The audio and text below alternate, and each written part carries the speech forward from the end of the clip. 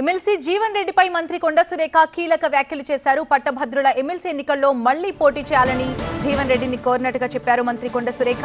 పోటీ చేయరని జీవన్ రెడ్డి చెప్పారన్నారు ఆమె. జీవన్ రెడ్డి ముందుకు రాలేదు కాబట్టే నరేందర్ రెడ్డికి అవకాశం ఇచ్చామన్నారు. ఆదిలాబాద్, నిజామాబాద్, కరీంనగర్, మెదక్ జిల్లాల పట్టభద్రుల కాంగ్రెస్ అభ్యర్థి నరేందర్ రెడ్డి నామినేషన్ కార్యక్రమానికి మంత్రి కొండ సురేఖ సహా పలువురు కాంగ్రెస్ నేతలు హాజరయ్యారు. కాంగ్రెస్ ముఖ్య నేతలు కూడా హాజరైనట్టు తెలుస్తోంది. ఈ సందర్భంగా తాము అభ్యర్థిని గెలిపించాల్సిందిగా కోరారు మంత్రి కొండ సురేఖ.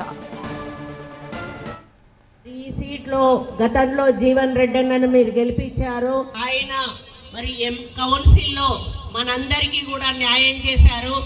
ఏ ప్రశ్న కూడా వదిలిపెట్టకుండా పట్టభద్రుల సమస్యలు కానీ, మరి టీచర్స్ సమస్యలు కానీ, ప్రజల సమస్యలు కానీ ప్రతి ఒక్కటి కూడా మరి తన గొంతుకతో మాట్లాడి ప్రతిపక్షంలో ఉన్నా కూడా పట్టు వదలకుండా వారు ఆ రోజు ప్రభుత్వాలను నిలదీయడం జరిగింది.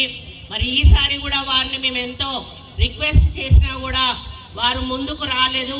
ఆ సమయంలో ఈరోజు నరేందర్ రెడ్డి గారిని మరి అభ్యర్థిగా ప్రకటించడం జరిగింది.